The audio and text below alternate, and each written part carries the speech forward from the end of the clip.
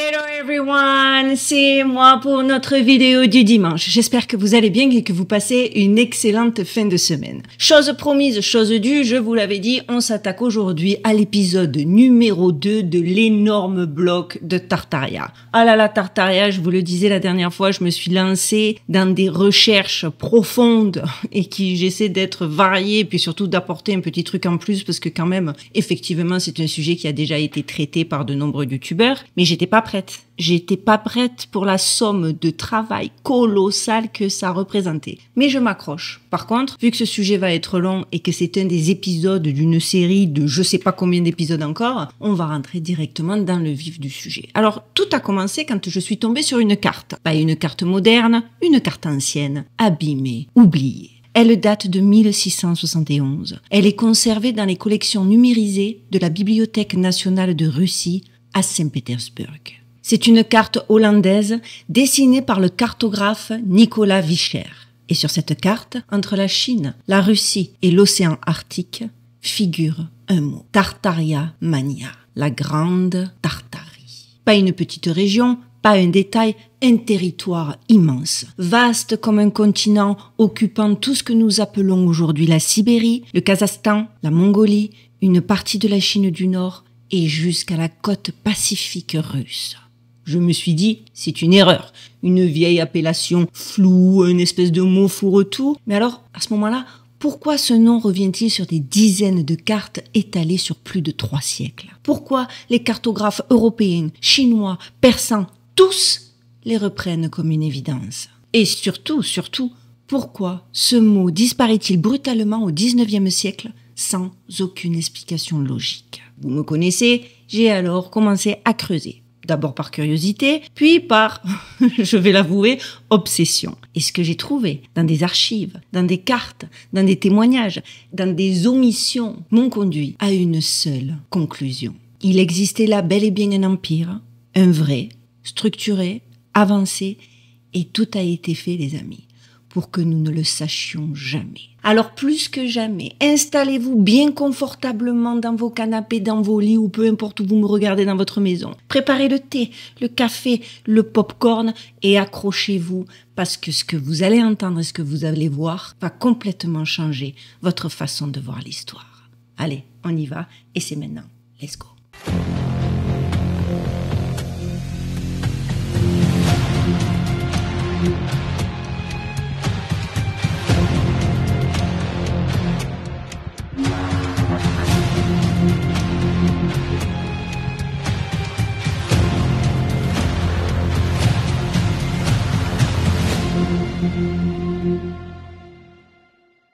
Alors, pendant des siècles, la Grande Tartarie, il faut bien que les plus sceptiques d'entre nous le comprennent, est mentionnée comme une réalité, pas comme une rumeur. Absolument pas. Sur les cartes de Jean Saunius en 1645, elle couvre la Sibérie actuelle, la Mongolie, le Kazakhstan, une partie de la Chine du Nord et même l'Alaska. Dans l'Atlas de Buach, Tartaria est liée à des terres englouties sous la glace au nord de la Sibérie. À Paris, en 1737, Guillaume de Lils, premier géographe du roi, écrit « Les Tartares habitaient un vaste empire, sans bornes claires, mais avec des villes organisées, une culture propre et une tradition d'autonomie militaire. » Pourquoi alors ce mot disparaît-il comme par magie des cartes dès 1850 ?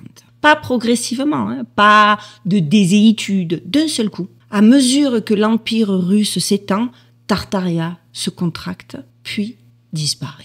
Une substitution cartographique, historique, politique. Ce qu'on appelait Tartarie a été recouvert, redessiné, renommé. On a déplacé les lignes, on a changé les légendes, mais les cartes ne sont, vous allez le voir, que la surface. Ce qui m'a frappé ensuite, ce ne sont pas les zones vides, mais les voies étouffées, vous allez comprendre. Des hommes ont vu cette Tartarie, ils l'ont décrite, précisément, parfois émerveillés, parfois perplexes.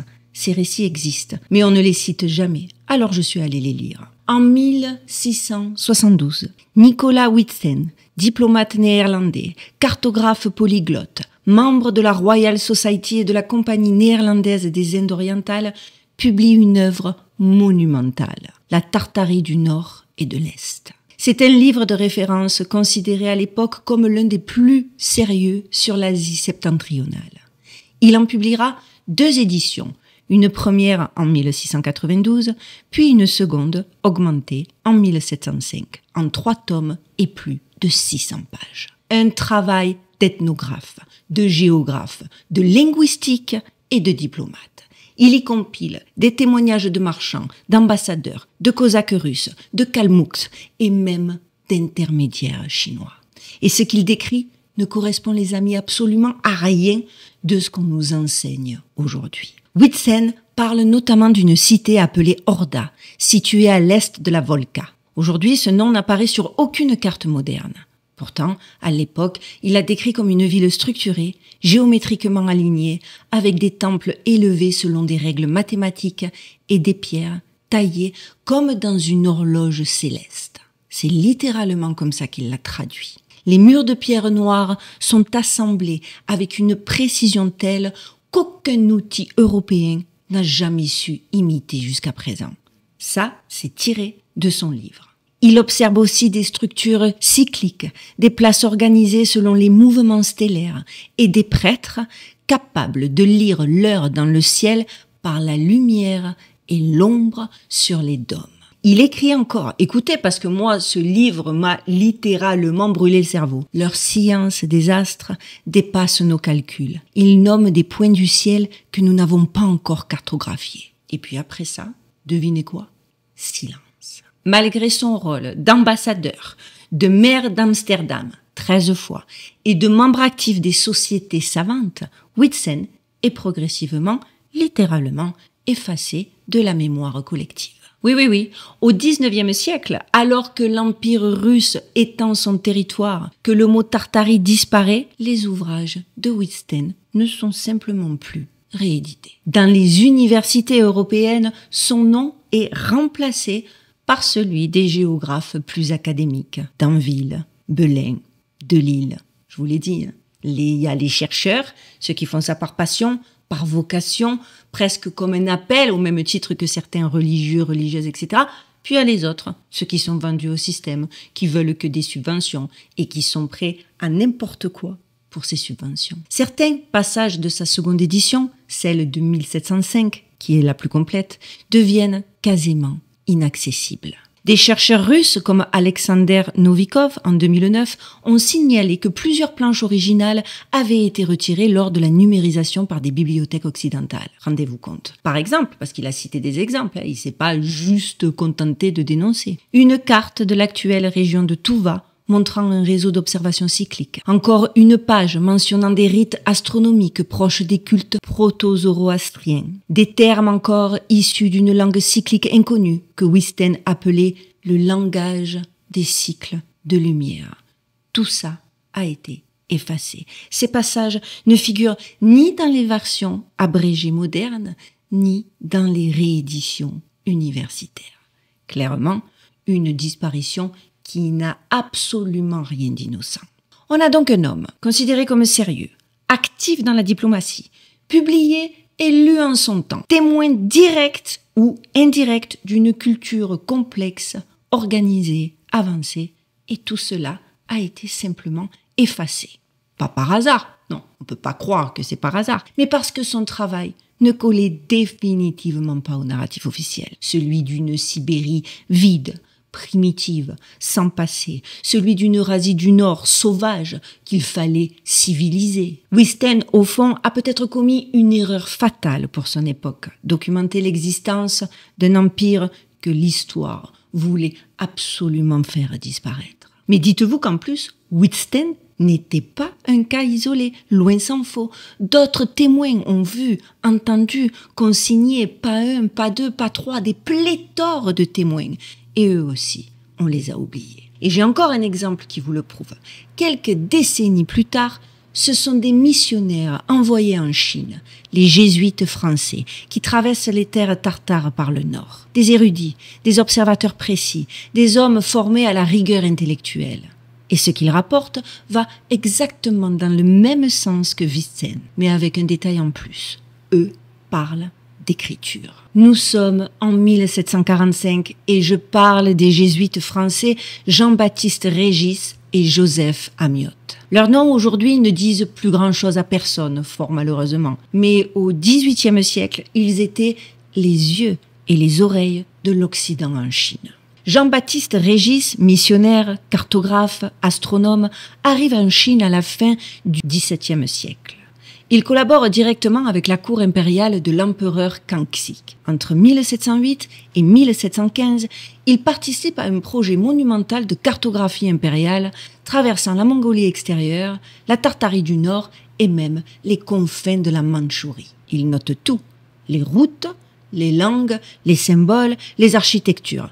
Et ce qu'il écrit est à la fois précis, dérangeant et totalement incompatible avec l'histoire officielle. Il écrit, je vous lis littéralement ce qu'il a écrit, « Les temples des anciens peuples de Tartarie ne ressemblent ni à ceux de la Chine, ni à ceux de l'Inde. Ils semblent orientés selon des repères invisibles à l'œil nu. » Il parle, accrochez-vous les amis, de dômes métalliques scintillant au soleil, surnommés par les habitants les oreilles du ciel.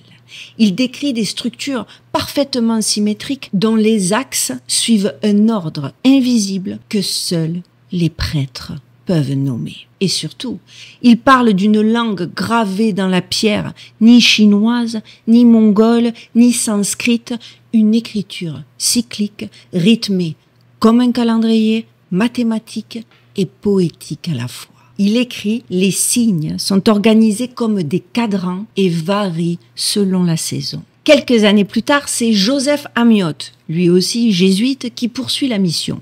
Il arrive à Pékin en 1751 et y reste jusqu'à sa mort en 1793. C'est le représentant scientifique officiel de la France auprès de la Chine. Il ne se contente pas de traduire des textes.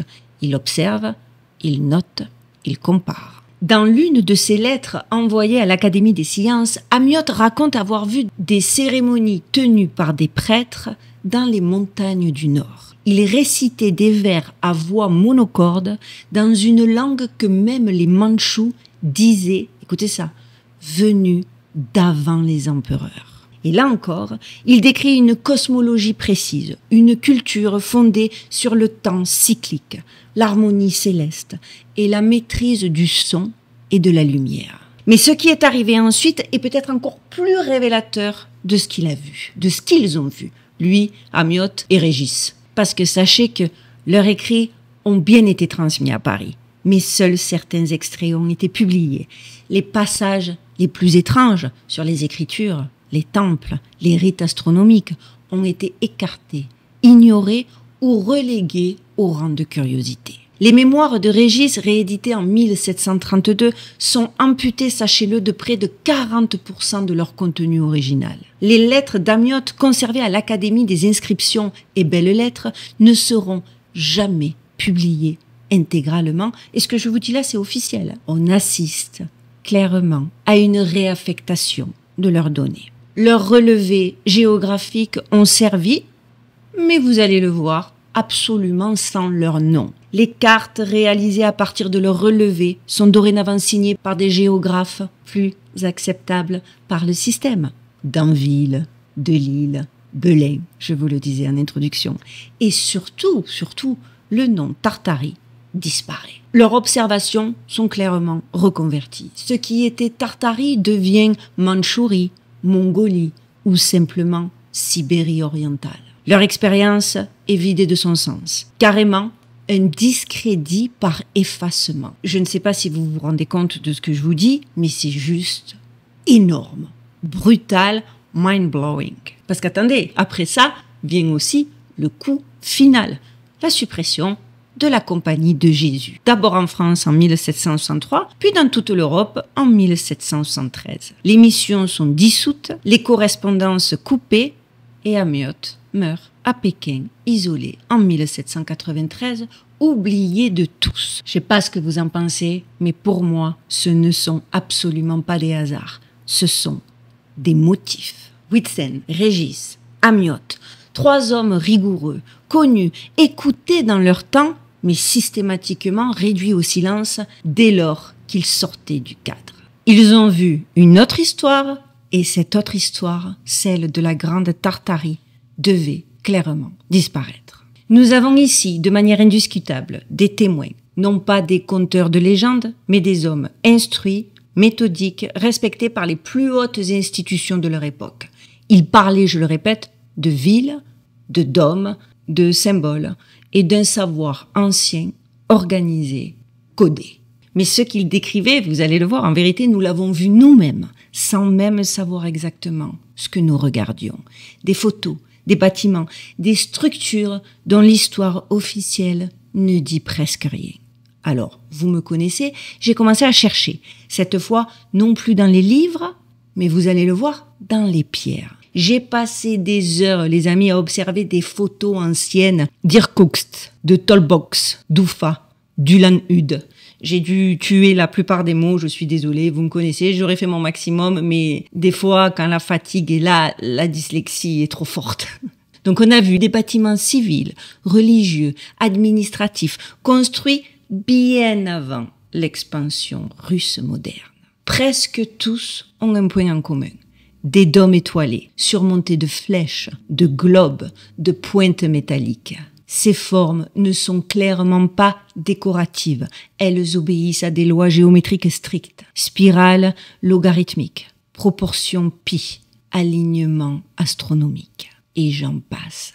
Le chercheur russe Pavel Karpov, aujourd'hui exilé, affirme que ces bâtiments servaient à capter l'énergie électrostatique atmosphérique. Le principe est complètement identique pour ceux qui sont familiers avec cet énorme personnage à celui de Nikola Tesla. Sauf que c'était 2 siècles plus tard, Nikola Tesla. 2 siècles plus tard, rendez-vous compte. Et Tesla, vous le savez, l'une de ses phrases, de ses citations les plus connues, si vous comprenez la résonance, vous pouvez dominer l'énergie. Et là, on dirait bien que c'est exactement ce face à quoi nous sommes. Mais ces dômes, donc je vous le disais, existaient bien avant. À Boukhara, Kazan, Samarcande, certains bâtiments sont datés de avant 1700 et pourtant présentent des matériaux conducteurs et des structures antisismiques. Rendez-vous compte. Pourquoi donc les archives les qualifient-elles de simples édifices religieux? Pourquoi ont-elles pour la plupart été détruites ou restaurées dans l'urgence entre 1850 et 1910? Alors pourquoi les archives qualifient-ils ces bâtiments de simples édifices religieux pour la plupart? Pourquoi ces bâtiments ont-ils été détruits ou restaurés dans l'urgence entre 1850 et 1910? À force de recouper les dates, les photos, les relevés de terrain, un schéma a fini par apparaître. Pas un détail, pas une coïncidence, un mécanisme. Ces bâtiments n'ont pas été simplement oubliés. Ils ont été réutilisés, déguisés, puis détruits. Comme si ce qu'ils représentaient ne devait absolument plus exister. Et là, je me suis souvenu d'un autre phénomène, quelque chose que j'avais déjà remarqué, sans jamais peut-être faire le lien encore que, et dont j'ai d'ailleurs fait une vidéo, dont je vous mets le lien en barre de description de cette vidéo, et qui vous allez voir, si vous l'avez pas vue, allez-y, parce que j'estime que cette vidéo n'a pas autant marché que ce qu'elle aurait dû, parce que c'est là qu'on comprend tout. Bien évidemment, je vous parlais des expositions universelles. Et déjà à l'époque, dans cette photo, je vous avais dit, c'est quand même très bizarre, ces expositions universelles, grandioses. C'est des vitrines du progrès où l'on construit officiellement des merveilles avant de tout raser, sans raison. Et vraiment là, dans mon cerveau, il y avait un truc déjà à l'époque qui s'était fermé. Je me disais, mais enfin... mais ces gens sont fous. Regardez l'exposition universelle de Chicago 1893. Je vous dis, allez voir ma vidéo, c'est très bien détaillé parce que là, je vais être obligée de passer un peu plus vite dessus.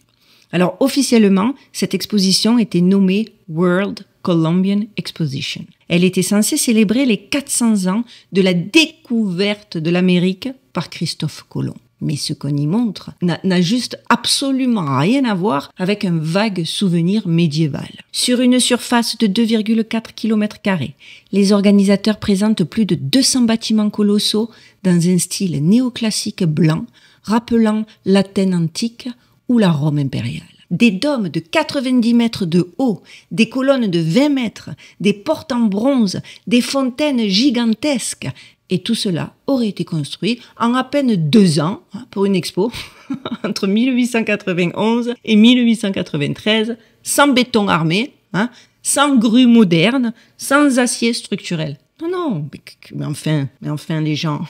Et là, je vous dis la vérité, je me suis embarquée dans un truc, j'ai fouillé les plans que j'ai pu trouver en ligne. J'ai consulté les archives de la Library of Congress et les mémoires d'un des architectes en chef, Daniel Burnham. Et ce que j'y ai trouvé est aussi fascinant, les amis, que profondément dérangeant. Burnham écrit dans une lettre privée aujourd'hui conservée à Chicago, « Nous avons respecté les axes que nous n'avions pas conçus. Les fondations étaient déjà là. Nous avons redressé les structures au lieu de les créer. » Vous la voyez arriver, la quenelle? Un autre architecte du projet, Charles B. Atwood, signale que certaines fondations étaient plus anciennes que prévu et qu'il avait reçu des ordres directs pour ne pas fouiller en profondeur sous certaines zones. Des ouvriers embauchés pour l'installation des pavillons parlent dans leurs journaux d'un sentiment étrange, celui de ne pas vraiment construire, mais de réactiver quelque chose. Et pourtant, vous vous en doutez, la version officielle reste, les bâtiments étaient en staff, c'est-à-dire en plâtre, sur ossature en bois, ils étaient temporaires, il fallait les détruire. Oui, petit disclaimer, petite parenthèse là tout de suite, oui, les bâtiments en staff, en plâtre et en ossature de bois, c'est toujours comme ça qu'ils construisent ici aux États-Unis, ma maison. C'est exactement sa structure. Et je peux vous dire que c'est loin d'être des structures telles que vous avez vues sur les photos. Mais en plus, je peux vous assurer que je vois des promotions grandir et grossir de partout à Las Vegas. Et même pour des trucs basiques, ça leur prend beaucoup plus de 2 ans. Donc, ouais, bien belle leur explication officielle. Faut vraiment avoir affaire à des endormis pour que ça ne titille la curiosité de personne. Parce que dites-vous bien que même les photographies haute résolution à l'époque que l'on peut voir qui sont toujours disponibles à la Smithsonian Institution montrent des murs massifs, des pierres taillées, des escaliers creusés dans la roche. Et là, ça peut pas être aussi paradoxal que le speech officiel avec les preuves qu'il laisse sous nos yeux. Parce que je vous le dis, c'est dispo au Smithsonian. Il y a même une vidéo de 1896 filmée par Edison lui-même où l'on voit les ruines fumantes de la zone de l'exposition dynamitées à la hâte après seulement quelques mois d'existence. Et clairement, les décombres, c'est pas des décombres de papier en carton mâché, d'accord? Et en plus, la vérité, c'est que c'est très très loin d'être un cas isolé. Ce schéma se répète dans d'autres villes. Paris, 1900. L'exposition universelle crée le Grand Palais, le Petit Palais,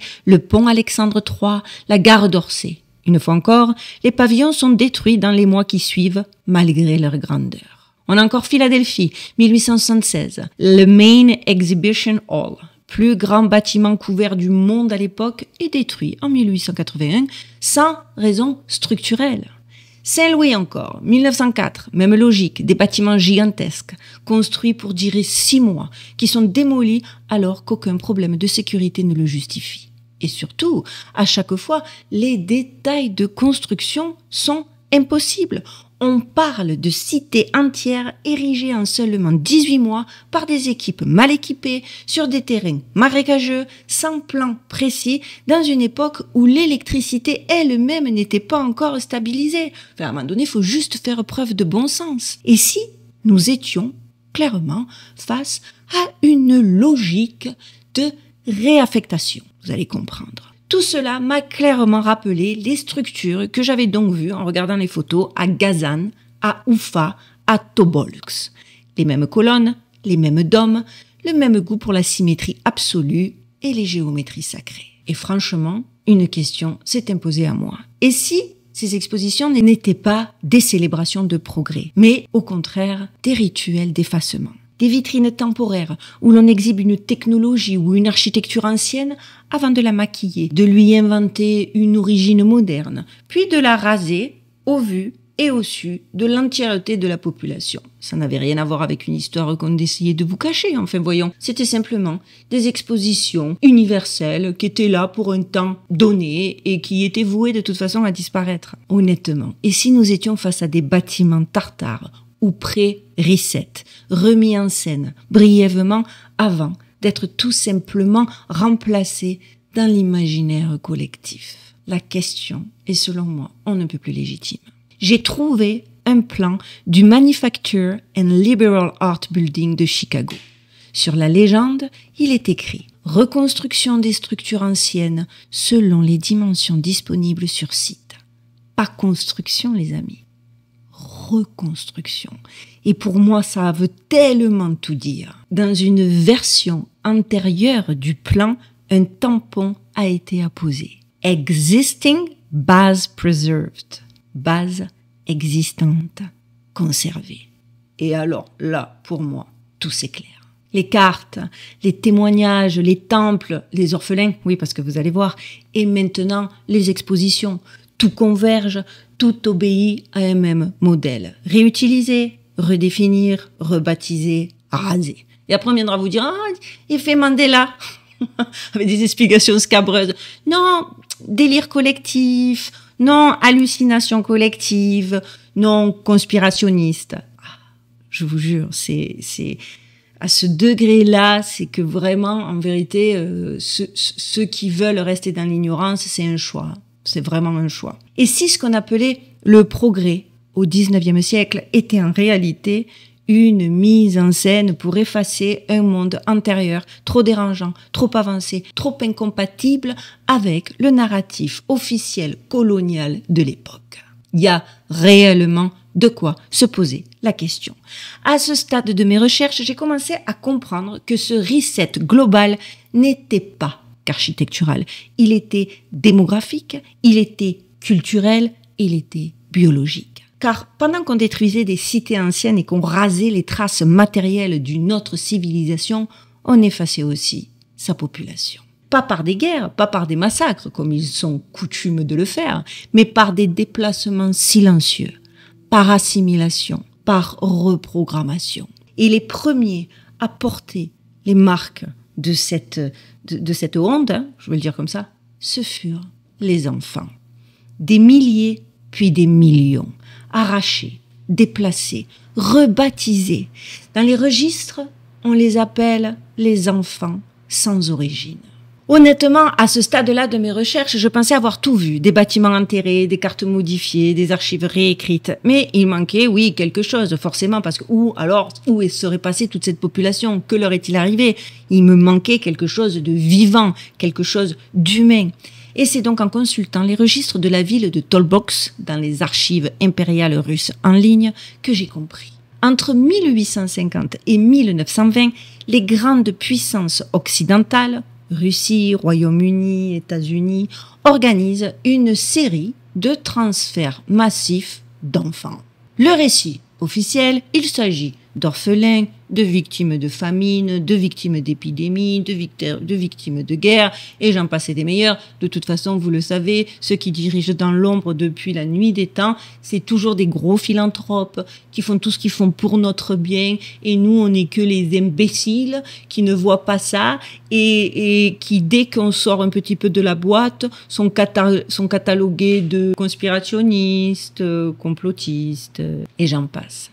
Mais les chiffres, la vérité, ne collent absolument pas avec cette explication officielle. À Arkhangelsk, je vous le note parce que je suis pas convaincue de l'avoir bien prononcé, en 1881, les archives recensent plus de 4000 enfants placés en seulement 2 ans.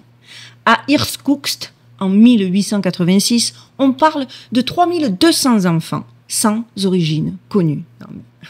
À Oufa, à la même période, aucun dossier de naissance, mais des centaines de matricules attribués d'un bloc. Et puis, il y a ce mot qui revient encore et encore quand on fait des recherches. Donc, je vous écris le mot dans la langue officielle, qu'on pourrait lire par Besrodny, que je sache, et cela signifierait sans lignée. Non pas orphelin, non, sans lignée. Donc, sans famille identifiable, sans nom de clan, sans trace culturelle. Et ce n'est pas uniquement en Russie qu'on peut voir ça.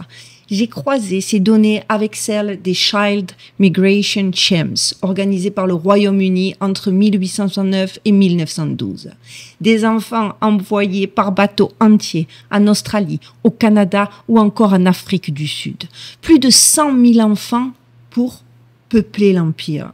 Aux États-Unis, entre 1854 et 1929, c'est l'ère des Orphan Trains. Ça, je vous en ai parlé dans ma vidéo sur les expositions universelles. Des wagons traversant le pays, transportant des enfants de New York jusqu'aux plaines du Midwest. Officiellement, il s'agissait une fois encore d'orphelins.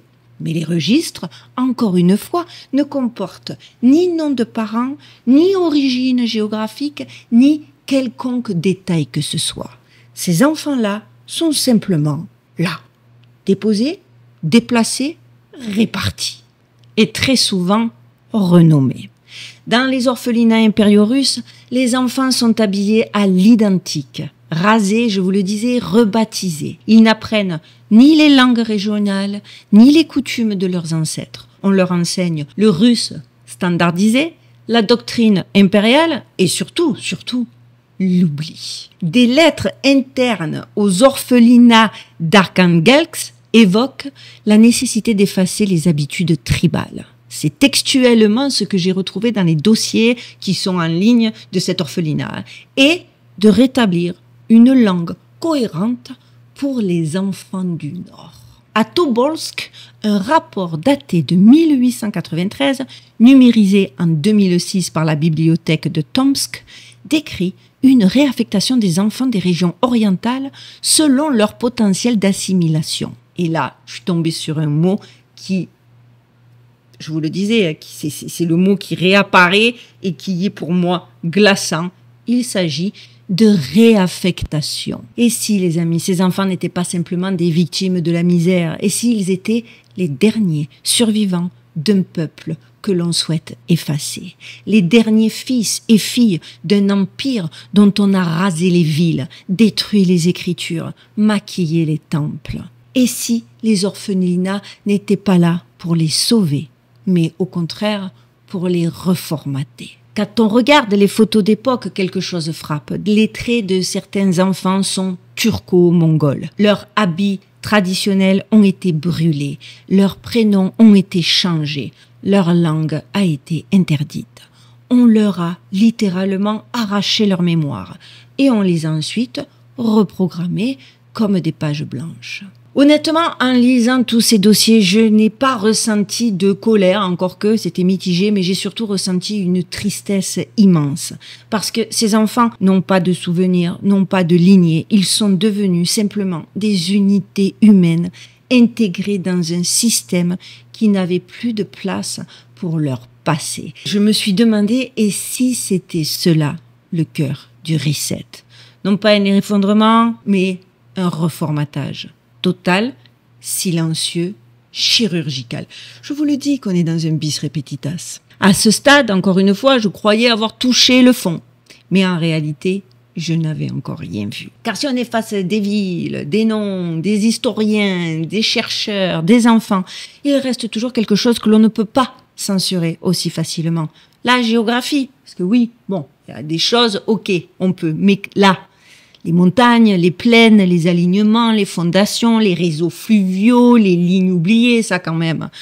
Sauf que j'ai découvert qu'aujourd'hui, même ça, et vous le savez déjà, on peut le faire disparaître. Pas avec des armées cette fois, mais avec des pixels, avec des flous numériques, avec un clic. Oui. Et tout commence avec une simple question.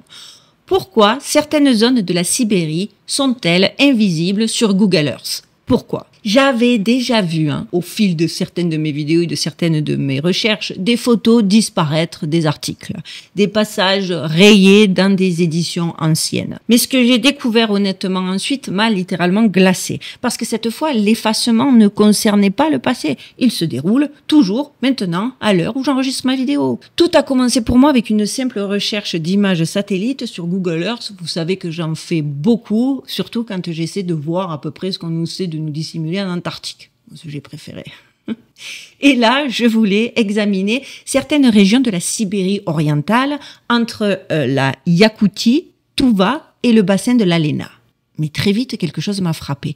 Des zones entières étaient floutées, pas couvertes de nuages, non, pas en basse résolution, mais volontairement rendues illisibles.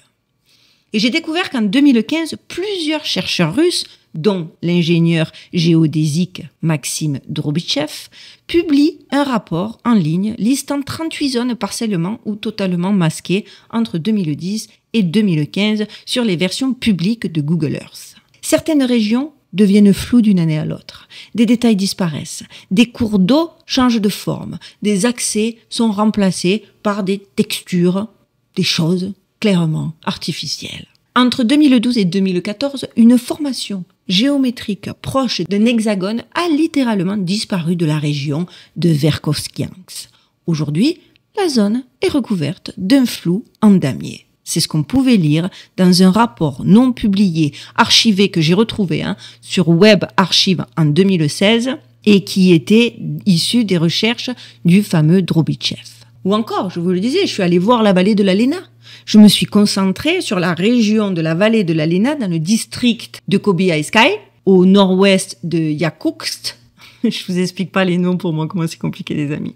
Et pareil, une zone où des chercheurs soviétiques dans les années 1960 avaient signalé des anomalies géologiques inexplicables. Parois métalliques, cavités polygonales, structures souterraines à écho magnétique. J'ai même retrouvé une carte topographique militaire soviétique de 1982, niveau d'échelle 1 sur 50 000.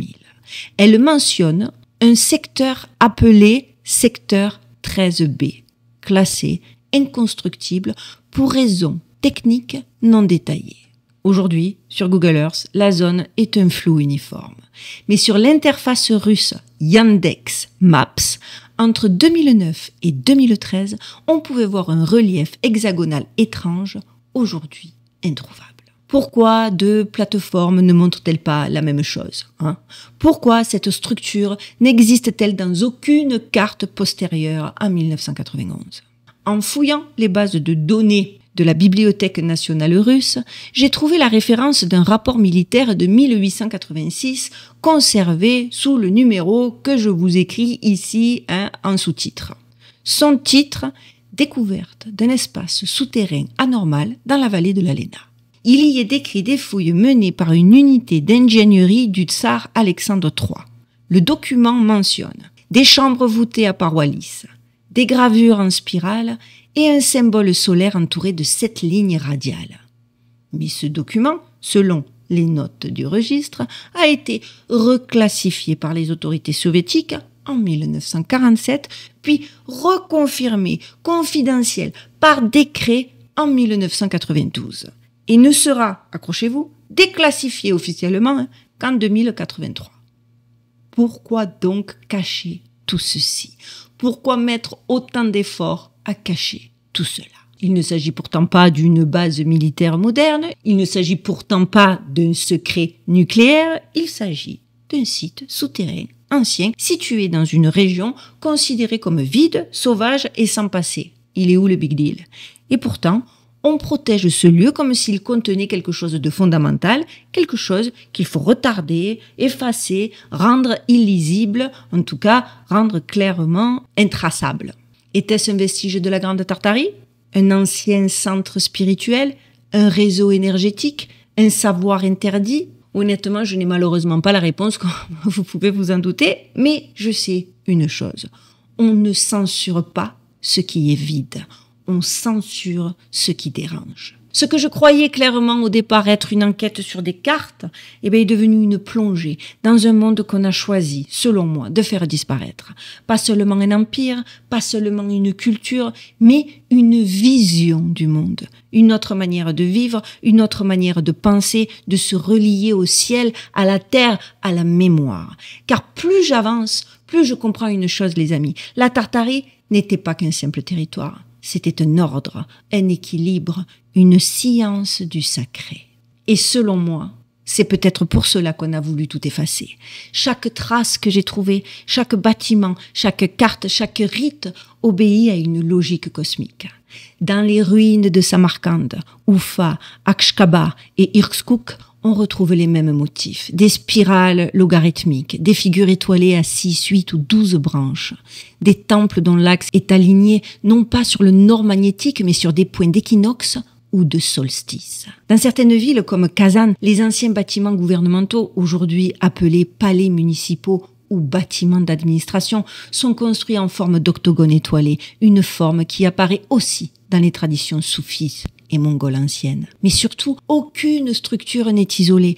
Elles sont toujours reliées entre elles par des axes invisibles, des lignes qui, lorsqu'on les trace, forment des réseaux géométriques cohérents à l'échelle de la ville. Des géomètres indépendants comme Valentin Gromov ont cartographié ces réseaux dans les années 1990. Et il a dit, les bâtiments tartares semblent distribués selon une carte énergétique invisible, chaque dôme amplifiant un point de résonance tellurique. Les toits en bulbe, les flèches, les lanternes, les dômes creux, tous orientés. Pas vers des idoles, non, comme on essaie de nous faire croire. Hein. Et puis ça a tellement de sens, parce qu'on nous a toujours dit que ces cathédrales, ces églises énormes étaient construites à la gloire du Seigneur, alors que il a clairement dit, c'est dans la Bible, textuellement, il dit ne construisez pas de bâtiments à ma gloire. Je suis de partout, je suis l'air que vous respirez, je suis la branche que vous retournez, je suis le caillou. Enfin, pourquoi, d'un coup, l'Église, elle a décidé de construire? Il le dit. Eh bien là, du coup, ça a plus de sens. Parce que oui, je le répète, ces bâtiments sont tous orientés pas vers les étoiles, mais vers le ciel, les constellations, les points de passage du soleil et de la lune. Certains bâtiments sont parfaitement alignés avec Orion au solstice d'hiver. D'autres sont orientés vers le lever de l'étoile Vega lors des équinoxes. Ce ne sont pas des anecdotes, c'est une structure de pensée. Un monde dans lequel le temps n'est pas linéaire, mais cyclique. Du coup, je vous le dis, on est en bis repetita. Et s'il faut, j'ai des origines tartares, je le sais même pas. Mais oui, où les villes ne sont pas imposées à la terre, mais ancrées dans ses rythmes. Et Dieu que ça devait être beau. J'ai retrouvé dans un fragment de chronique chinoise, le Da Ging Yudian, une description d'un rituel annuel célébré par les peuples du Nord. Écoutez ça. Chaque année, à l'heure du renouveau céleste, les enfants sont conduits en silence sur les dômes des maisons. Là, ils reçoivent un nom selon la lumière du matin et l'ombre portée sur les pierres. Ainsi commence leur vie dans l'ordre cosmique. J'en ai la chair de poule. Dites-moi si vous, ça vous fait pas comme à moi. Et ce n'est pas de la poésie, non. C'est un système, un code d'harmonie entre le ciel, la terre, la lumière, le son, le nom, le cycle. Et c'est cela précisément, les amis, que le monde moderne ne tolère plus. Un monde où le sacré n'est pas un dogme, mais une science du vivant. Pourquoi effacer autant de beauté? Eh bien, je vais vous le dire, parce que la Tartarie incarnait une autre manière d'être au monde. Un monde sans centre, sans dogme impérial, sans hiérarchie globale. Un monde de résonance où chaque être, chaque bâtiment, chaque ville avait sa place, son rythme, sa fréquence. La destruction de Tartarie n'est pas seulement historique. C'est une opération spirituelle, un changement de paradigme. Il fallait remplacer le temps cyclique par la ligne, remplacer le sacré par l'utile, remplacer la mémoire par l'information. Je ne crois plus, vous le savez depuis longtemps maintenant, surtout ceux qui suivent ma chaîne depuis le début, je ne crois plus au hasard. Pas après ce que j'ai vu, lu, recoupé. Je crois qu'il a existé un monde avant le nôtre, un monde structuré, harmonique, avancé, et j'en suis de plus en plus convaincue au fur et à mesure de mes recherches. Un monde où l'on bâtissait un écho au cosmos, où l'on transmettait par le son, par la pierre, par la lumière, un monde qui n'a pas disparu, mais que l'on tente depuis des années, des siècles même, d'effacer. Pourquoi? Je sais que certains me diront, mais elle est fadade, pourquoi on voudrait donc effacer? La réponse est pourtant tellement simple, parce que ce monde ne correspond pas à la narration officielle, parce qu'un peuple non colonisateur, technologique, harmonique, vivant en réseau est un contre-modèle. La grande Tartarie devait être effacée pour permettre l'émergence d'un récit linéaire, d'un pouvoir centralisé, d'un passé primitif justifiant le présent. Aussi simple que ça. Je ne suis pas historienne, je le sais, pas la peine de venir me le dire en commentaire, je ne suis clairement pas historienne de métier. Mais par contre, ce que je sais faire, je sais chercher, croiser, recouper. Et ce que j'ai vu dans les cartes, les photos, les archives, les omissions me poussent à une première certitude. Quelque chose de colossal a été effacé. Pas un mythe, pas un fantasme, un empire, une culture, une mémoire. Dans le prochain épisode, les amis, je remonterai encore plus haut, je remonterai encore plus loin si celui-ci vous a plu. Dites-moi-le en commentaire et si vous voulez qu'on continue cette série. Qui sont les véritables héritiers de la Grande Tartarie? Que reste-t-il exactement de sa technologie? Les sociétés secrètes comme les jésuites, les francs-maçons ou certaines loges orientales auraient-elles conservé les fragments de ce savoir tartare? Pourquoi retrouve-t-on les symboles identiques, sphères, dômes, doubles colonnes, spirales dans les cathédrales, les mosquées, les stupas et même dans les bâtiments administratifs du 19e siècle? Et surtout, que savaient vraiment les grands ingénieurs de l'époque? Tesla, Tartini, Atwood, Fomenko sur les énergies libres, la fréquence et l'architecture vibratoire. La Tartarie n'est peut-être pas morte, elle vit en silence dans les structures. Et certains l'ont toujours su. Alors si vous êtes prêts pour rentrer avec moi encore plus en profondeur dans cette histoire complètement incroyable de l'histoire de la Tartarie, dites-le en commentaire et j'essaierai de vous faire le plus rapidement possible parce que comme vous l'avez vu, c'est beaucoup de travail, c'est beaucoup de recherche. En plus, là, je sais même pas ce que ça va donner au niveau de l'editing. J'espère pouvoir vous mettre les documents que j'ai trouvés, que j'ai répertoriés en photos, mais des fois, c'est absolument pas possible parce que c'est des photos qui ne sont pas libres de droit et c'est extrêmement compliqué. C'est pour ça que de temps en temps dans mes vidéos, d'ailleurs, vous voyez des photos qui sont pas de hyper bonne qualité. C'est parce que j'essaie un petit peu de faire la snake et de vous les mettre en ligne à base de petits procédés douteux. Mais bon, c'est pas beau et là, les documents que j'ai trouvés méritent d'être au meilleur de leur rendu. Donc, si je ne peux pas, je vous mettrai peut-être des visuels que j'aurais générés par intelligence artificielle. Je sais pas encore, j'espère pouvoir vous mettre le plus de documents officiels possible, mais compte tenu de la censure, de YouTube, du sujet, etc., voilà, je préfère vous avertir au préalable. Dites-moi aussi en commentaire si on continue ou si là, vous estimez que, voilà, c'est bon, c'est peut-être trop tôt pour nous, il y en a peut-être qui sont pas prêts à entendre tout ce qu'il y a à entendre, mais c'est pas possible parce que j'apporte des preuves, donc bref. J'attends quand même vos réactions en commentaire. Vous le savez, c'est important. Dites-moi même Go Tartarie, 3e épisode, et je saurai quoi faire. Mais encore une fois, je le répète, ça me prendra peut-être un peu plus de temps parce que c'est vraiment des recherches ardues. Voilà, cette fois-ci, tout est dit. Vous savez que pour m'aider, c'est le plus important, surtout pour ce type de vidéo. Il faut que le soit suggéré au plus grand nombre. Et la meilleure façon, c'est de liker, de commenter, de partager. Même si vous mettez juste un émoticône en commentaire, ça aide. Le like, c'est au top. Vous êtes au top. Mais je préfère le répéter pour les petits nouveaux. D'ailleurs, les petits nouveaux, abonnez-vous. L'intérêt de cette chaîne, c'est de créer une énorme communauté parce que plus on est nombreux, plus on est fort. Et il faut qu'on soit nombreux et forts pour les vérités qu'on s'apprête à découvrir. Voilà, en attendant de vous retrouver pour nos dossiers du Mystère dit, je vous souhaite de passer une excellente fin de dimanche. Prenez soin de vous, prenez soin de vos proches, gardez l'œil ouvert et surtout les amis, stay safe.